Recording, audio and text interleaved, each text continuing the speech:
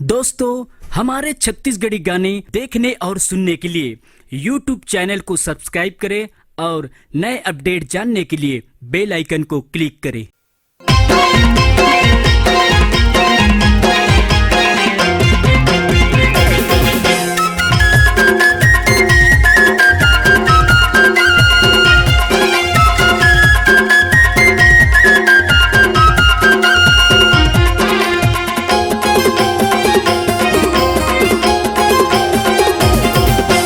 कौन चक्की के आटा खवा था।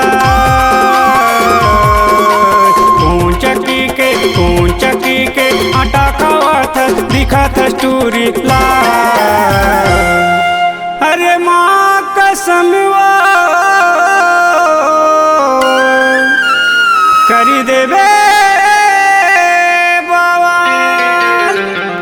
अरे माँ कसम करी देवे बाबा। माँ कसम करी देवे बाबा।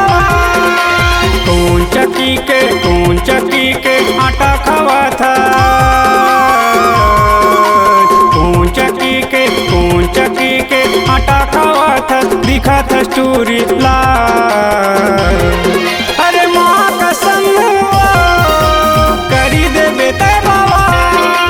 माँ कसम करी देवे बाबा।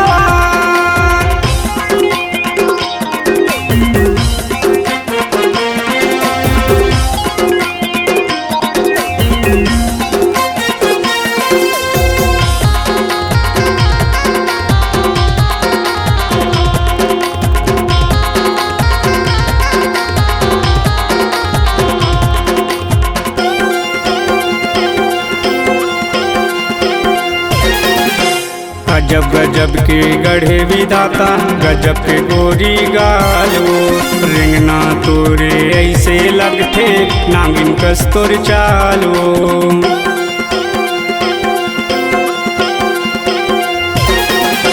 अजब गजब के गढ़े विधाता, गजब के गोरी गालो। रिंगना तोरे ऐसे लगथे, नागिन कस तोर चालो। ब्यूटी पार्लर माँ चेहरा सजा था। ब्यूटी पार्लर माँ चेहरा सजा था, ओरिजिनल दिखा था माँ।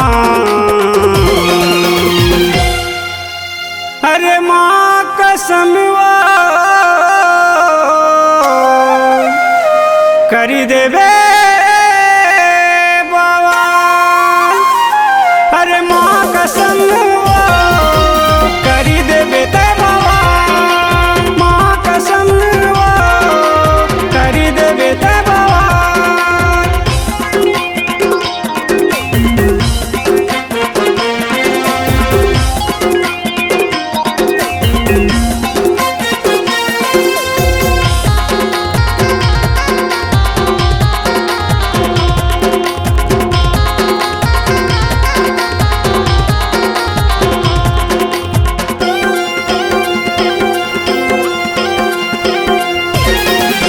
सेंट लगा के रेंगे गली माँ, महर ममहागे हो।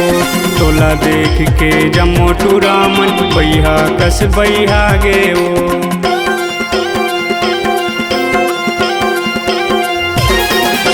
सेंट लगा के रेंगे गली माँ, महर ममहागे हो। तोला देख के जम्मो टूरामन, बैहा कस बैहा गे हो। एसी कूलर के हवा खावा था। एसी कूलर के हवा खावा था, फूट जाही रे धुआं। अरे माँ कसम करी देवे बाबा।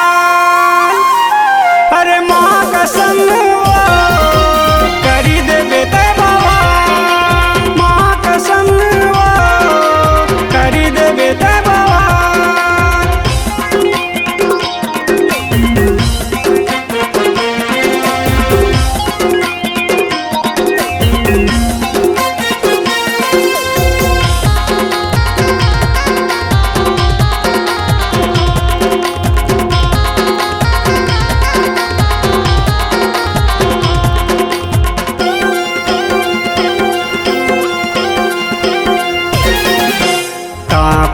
टाउजर पहिन के गोरी आए बीच बजरिया वो आँखी माते काजर आंजे तिरछी तोर नजरिया वो